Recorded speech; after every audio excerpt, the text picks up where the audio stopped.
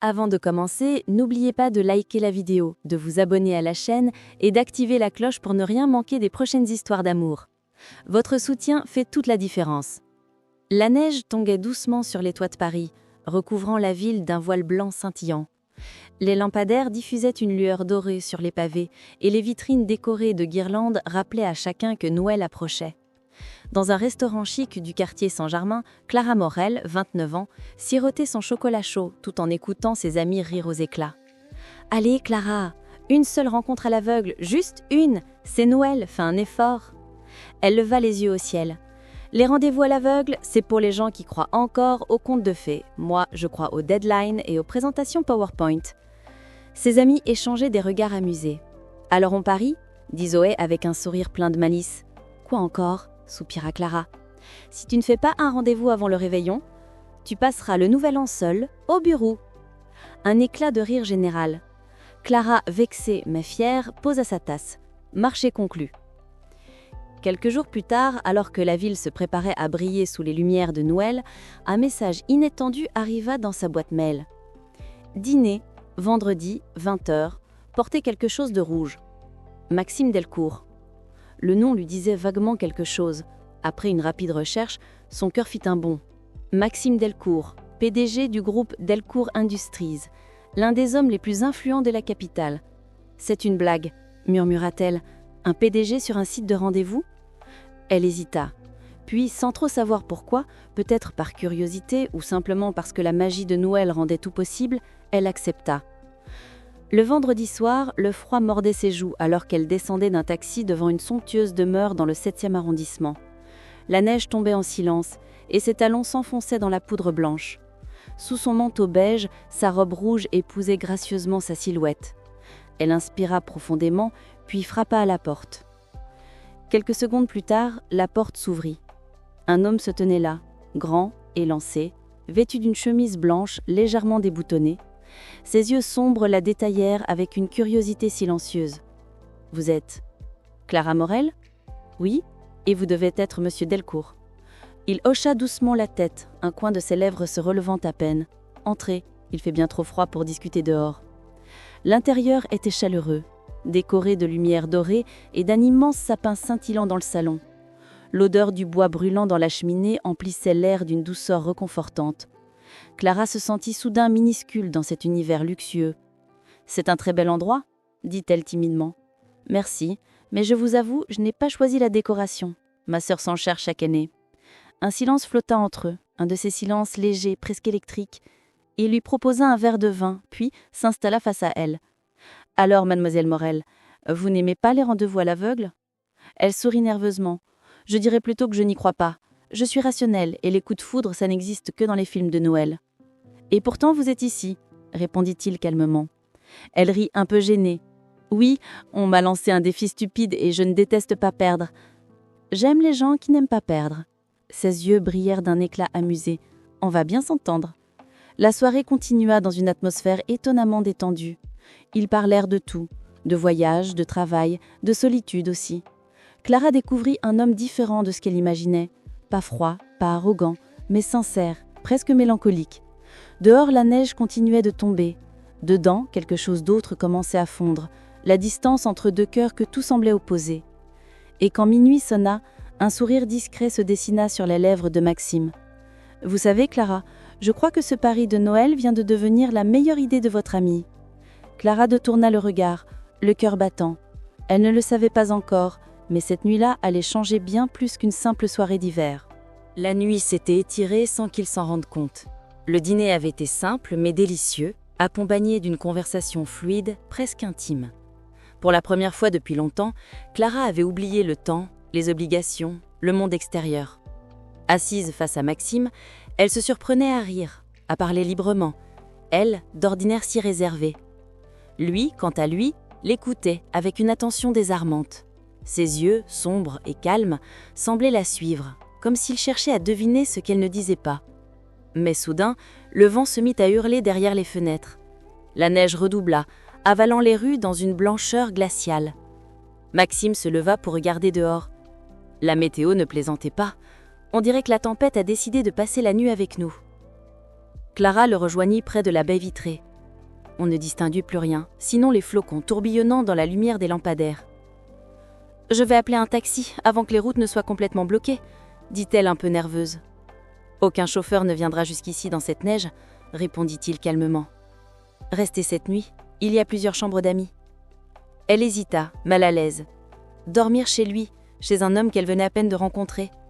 Mais le regard sincère de Maxime la rassura. Ce n'était pas une invitation déguisée, juste une proposition d'hospitalité.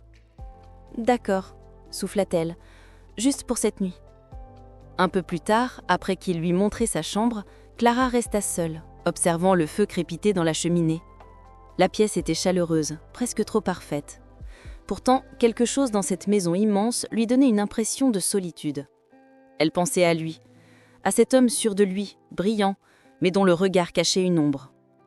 Un coup discret à la porte la fit sursauter. « Tout va bien ?» demanda Maxime en passant la tête. « Oui, merci, c'est juste étrange tout ça. » Il sourit doucement. « Je comprends. Si vous voulez, je prépare du thé. Ça aide quand on trouve pas le sommeil. » Quelques minutes plus tard, ils se retrouvèrent dans le salon, assis près du feu. Le silence était presque apaisant, seulement troublé par le vent qui frappait les vitres. « Alors, Clara Morel, pourquoi une femme comme vous déteste autant les histoires d'amour ?» demanda-t-il en versant le thé. Elle rit doucement. « Je ne les déteste pas. Je crois juste qu'elles finissent toujours mal. Mes parents étaient fous amoureux, et ils ont fini par se détruire. Depuis, je préfère les histoires qui se terminent avant de commencer. » Il resta silencieux un instant, le regard perdu dans les flammes. « Je crois que je comprends. » Elle leva les yeux vers lui. « Et vous, Maxime Delcourt, pourquoi un PDG si rationnel se retrouve sur une application de rencontre ?» Un sourire triste effleura ses lèvres. « Je n'y suis pas allée de moi-même. C'était le dernier souhait de quelqu'un que j'aimais. » Clara sentit son cœur se serrer. « Quelqu'un que vous aimiez ?»« Ma fiancée. Elle est morte il y a 3 ans, juste avant Noël. Elle disait toujours que j'étais trop sérieux, trop fermé. Un jour, tu devras ouvrir ton cœur à une inconnue. Je suppose que je l'ai enfin écoutée. » Le silence retomba lourd d'émotion. Clara n'osa pas parler. Elle sentit simplement son regard s'adoucir, empli de compassion nouvelle. « Je suis désolée, » murmura-t-elle. « Ne le soyez pas. Ce soir, c'est la première fois depuis longtemps que je me sens vivant. » Il leva les yeux vers elle. Le feu se reflétait dans son regard, et Clara sentit une chaleur étrange l'envahir, une chaleur qui n'avait rien à voir avec la cheminée. Ils restèrent ainsi, longtemps, à se regarder sans un mot. Le vent dehors hurlait, mais à l'intérieur le temps semblait suspendu. Puis Maxime se leva lentement. « Je vais vous laisser dormir. Demain le ciel sera plus clément. » Il s'éloigna, mais avant de franchir la porte, il se retourna. « Clara, merci d'avoir accepté ce pari stupide. Vous ne savez pas à quel point cette soirée m'a fait du bien. » Lorsqu'il disparut dans le corridor, Clara resta seule, le cœur battant trop vite. Elle s'allongea dans le grand lit, incapable de fermer les yeux. Dehors, la neige tombait encore. Et quelque part dans le silence de la maison, elle sut qu'une tempête bien plus douce venait de naître, celle qu'on appelle le début d'un sentiment. Le silence du matin s'installa doucement sur la maison Delcourt. Les premiers rayons du soleil se reflétaient sur la neige fraîche, transformant le jardin en un océan de lumière blanche. Clara ouvrit lentement les yeux. Pendant quelques secondes, elle ne sut plus où elle était. Puis les souvenirs de la veille lui revinrent. Le dîner, la tempête, les confidences. Et ce regard, celui de Maxime, si sincère, si fragile, malgré l'assurance du grand patron qu'il était. Elle se leva, enfila le peignoir qu'il avait laissé à sa disposition et descendit à pas feutrés vers le rez-de-chaussée. Une douce odeur de café et de pain chaud flottait dans l'air. Maxime était dans la cuisine, vêtu d'une simple chemise grise, les manches retroussées. Il préparait le petit déjeuner comme si c'était la chose la plus naturelle du monde. Lorsqu'il leva la tête et la vit, un léger sourire éclaira son visage. « Bonjour Clara, j'espère que vous avez bien dormi ?»« Oui, étonnamment bien, » répondit-elle en souriant. « Je ne pensais pas me réveiller dans une maison de PDG aujourd'hui. » Il rit doucement, un rire sincère, rare. « Moi non plus, je ne pensais pas partager mon café de Noël avec quelqu'un que j'ai rencontré par un pari. » Elle s'assit à la table, observant les mains de Maxime, tandis qu'il versait le café. Des mains fermes, mais pleine de douceur. « Je peux vous aider ?»« Non, laissez-moi faire.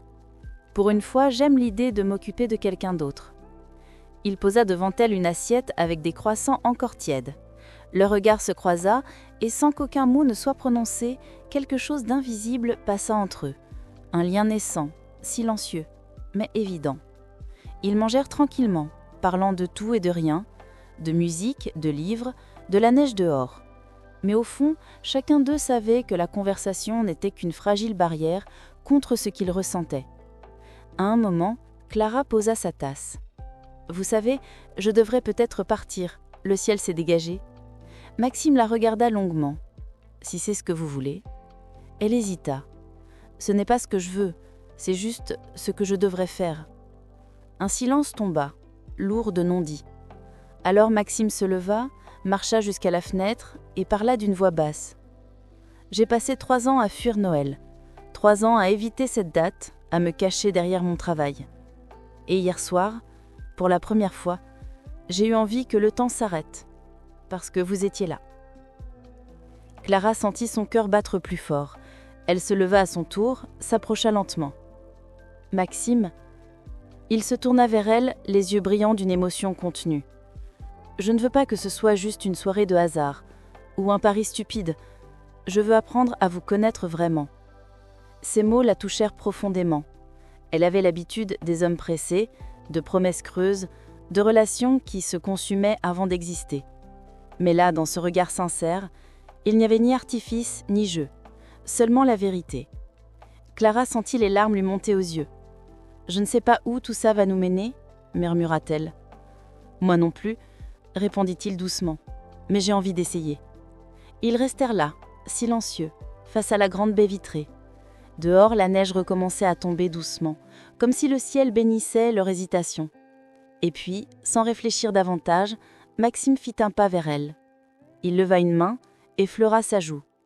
Son geste était lent, presque tremblant. « Vous êtes encore plus belle sous la lumière du matin », dit-il avec une sincérité désarmante. Elle rit à travers ses larmes. « Vous allez me faire croire au conte de féerie, monsieur le PDG. » Et si pour une fois, c'était la réalité ? Il l'embrassa. D'abord timidement, puis plus profondément, comme si ce baiser effaçait les années de solitude et de regret. Le monde semblait s'arrêter. Le vent dehors s'apaisa. Seule restait la chaleur de leur corps et le murmure d'un feu qui reprenait vie dans la cheminée. Quand ils se séparèrent, leurs fronts restèrent collés, leurs respirations mêlées. Maxime sourit. « J'ai un cadeau pour vous. » Il sortit de sa poche une petite boîte argentée et l'ouvrit. À l'intérieur, un pendentif en forme de flocon de neige brillait sous la lumière du matin. C'est celui que portait ma fiancée autrefois. Avant de partir, elle m'a dit de le donner à celle qui me ferait à nouveau croire à l'amour. Alors, si vous voulez bien le porter.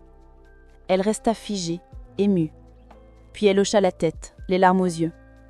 Je le porterai, mais à une condition. Vous ne fuirez plus Noël. Il rit doucement. Marché conclu. Ce matin-là, alors que les cloches de Noël résonnaient au loin, Clara Morel et Maxime Delcourt comprirent que certains paris ne sont pas faits pour être gagnés, mais pour être vécus. Et qu'au milieu de la neige, des regrets et des hasards, il existe encore des miracles, ceux que seul le cœur reconnaît.